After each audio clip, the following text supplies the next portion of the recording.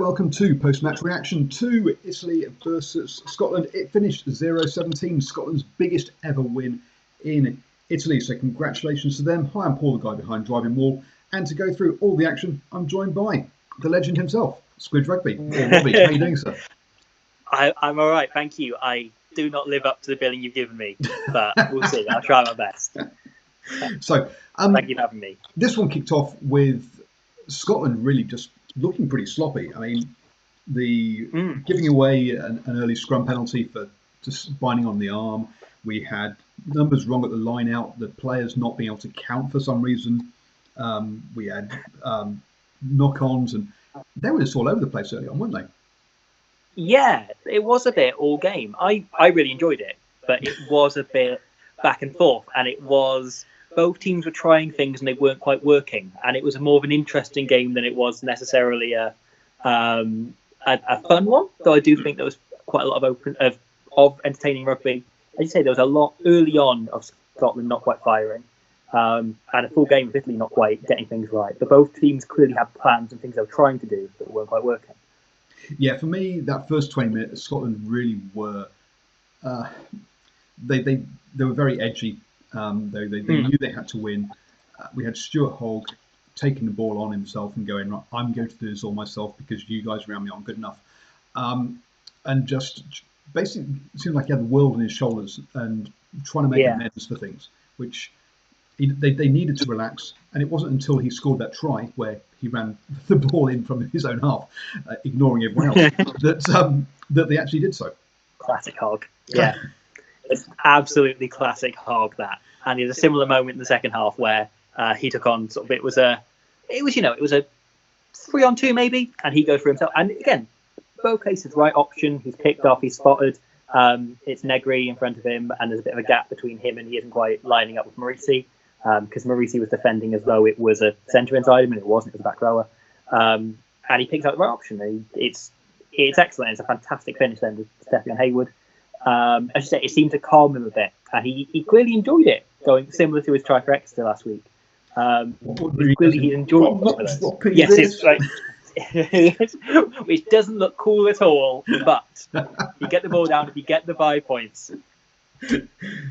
Very much so. And to me, we saw a contrast. If you look at the tackling stats, you can see it. Chris Harris was leading the tackling stats until he went off for HIA for Scotland, which shows you that Italy were trying to get it out down that 13 channel, whereas the Italians, it was their 3 loose forwards who did all the tackling, all the carrying, and seemed to do everything. But Italy were really happy to move that ball wide early, weren't they? Yeah, that was the really interesting thing I thought about Italy, that they were, if you look at how deep they stand and have stood all tournament, really the whole thing, particularly this week, was about engaging the 13.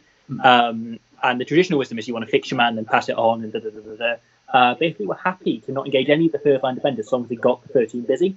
And the moments which they were most successful were the moments in which they managed to engage Harris, or if there's someone else filling in there, Roy Hutchinson later on, they fixed him, and then they got the ball beyond, and there was space, and they were finding ways to get round the Scotland defence without, as I say, without worrying about the fact that there were 14 other defenders. It was all about fixing that one, the one key man in the line, or at least making him think, making him kind of drift a bit, or does he know to shoot out? Which is a really interesting approach, and I say in large parts worked, but if they were sort of 5% off, they couldn't quite finish chances. They had quite a few where they broke through the line, or they made some space, and they couldn't quite get the ball actually over the other line. I think also in Scotland they had some line speed, but definitely was not a rush or that kind of. It was an extra defence that kind of came up and then shifted outwards and used the sideline as an extra defender. Yeah. So they, which occasionally worked sometimes, but sometimes they found some space, but quite often Italy just couldn't. Yeah, they were running out of space and running into touch occasionally. So it was interesting that Italy were trying to do that. Coming into the second half, and I thought Scotland did something that you've talked about Eddie Jones doing at the beginning of games, where he scripts out a set of plays.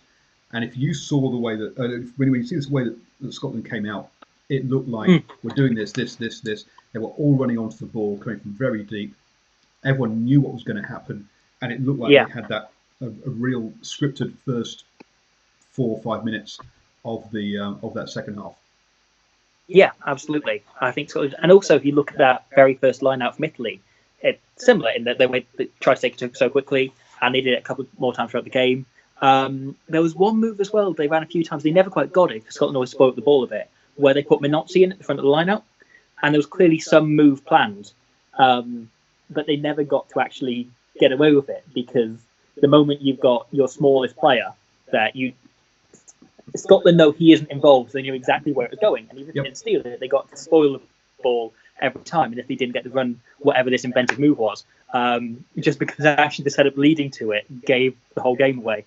So yeah, there's a few, as you say, really interesting passages of that, of both teams having a clear plan and working through it. But for me, the problem Italy had all game was they just couldn't stop the back three of Scotland turning the ball over. I don't think they got past 4 phases more than once, maybe twice in this game before they kicked it or they got turned over. And if you're not going to, and when it was in that sort of that period between part of the field between their own 22 and the halfway line. That was where they had the most kind of consecutive possession. They had maybe one proper attack of, let's say, 4 or 5 phases in 22, and that was about it. It wasn't anywhere they could realistically threaten. Yeah, absolutely. And they looked most dangerous when Scotland had broken and then lost the ball and were counter-attacking in broken play. Which, one of the things the Highlanders do is, or have done in the past, is they'll kick to create broken play because that's they know how they can attack. Yeah, this Italian team didn't want to kick to create broken play. You're best in broken play. Make some broken plays by kicking it up, challenging for the ball. Yeah, that's where you're dangerous. But they refuse to do that. It's the thing. Yeah, same thing the Scarlets used to do under Wayne Pivac is they would kick just not for actually any tactical gain, just to put the ball in awkward positions so that it'd be kicked back to them, and they could then create broken play from there. Either kick back to them or it's challenged. So you've got a player up there, it might get knocked back into your own hands in that position. But they did it again. That they, other than that, in the final play when they tried that little attacking dink, Italy box kicked once, and that's it. All of the kicks they're putting in is from Tommy Allen, who stood so deep. And Tommy Allen's playing really well in Six Nations, but he stood so deep that you can't get a realistic chase up. So yes, you're able to make your kick will have more distance and accuracy from it being 10 kicking it rather than 9. But because he stood so deep, they're not getting a chase on, and it hasn't worked. And they're 3 games into this now, and that's been their main problem, is that Tommy Allen can put in the best kick in the world, but if you haven't got a chase there, if he's not finding touch, and because you can see how deep he stood, that other team have got time to get an entire backfield back because there's no way he can attack from that position, it means that it's being covered, and it means it isn't actually providing any issues for the defence.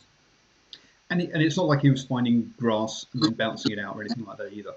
It was also, if he gets passed back there, the wingers haven't been drawn up, so you've got 3 players in the backfield. All those things are part of it. Whereas the Scotland chase, all the way through, even in the second half, was a full line all the way up.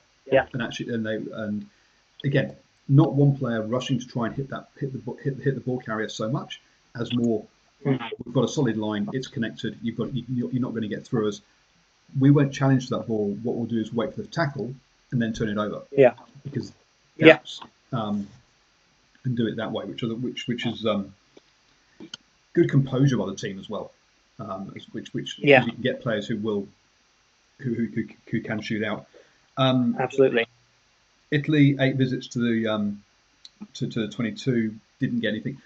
Kicking today, no wind, perfect kicking conditions. Neither of them seem to be able to hit. Hastings missed 2, and Italy missed 1 as well. Yeah, I don't know what's going on there. That first miss by Hastings was bizarre because he sort of took it so quickly. It looked like one of those where you're knocking over the conversion from 5 meters out between the posts. Only it wasn't. It was a far more difficult shot than that, and it just drifts wide.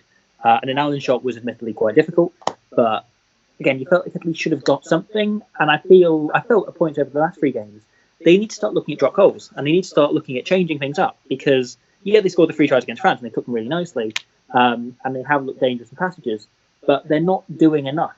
And it's a constant thing about, I think every team should be kicking more drop goals. I love drop goals, but it's sort of bizarre to me that no one is doing it. These teams, like Scotland in the last few games as well, teams that are good at getting into 22, but look kind of clueless when they get there. Yep. And it's easy to point to Italy because Italy scored literally no points. But Scotland didn't take enough points really from their visit to 22. Yeah, they ended up with 3 tries, but one of them was that ridiculous Adam Hastings try right at the end, which was just the result of the play being so broken and so back and forth. Everyone was knackered. Well, there's that, but also the blind cover was there. He saw an opportunity to turn over the ball. He gets sucked in, turns over the ball, but then loses it again, and no one wraps around.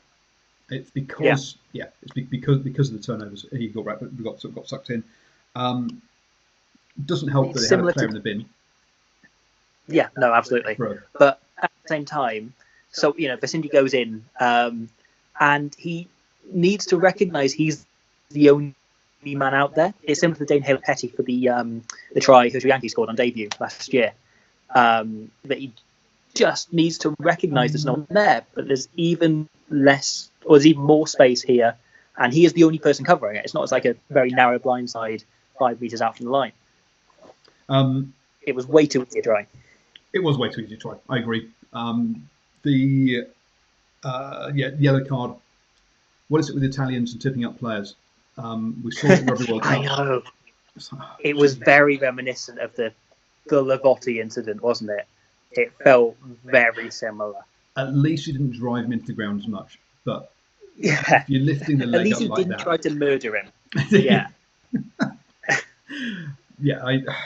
Lucky to get away with the yellow in some ways. I think yes, we could have put which I know the egg chasers hate the term, but the neck area, or the head and neck area. But instead he was like that hit the shoulder. It's like where's that borderline? And we've seen an early game tonight in Super Rugby where players have saved themselves and saved the player who's tipping them from harsher penalties. Yeah. And at what point do we actually say, you know what, it's not the end result, it's the intent? I don't know.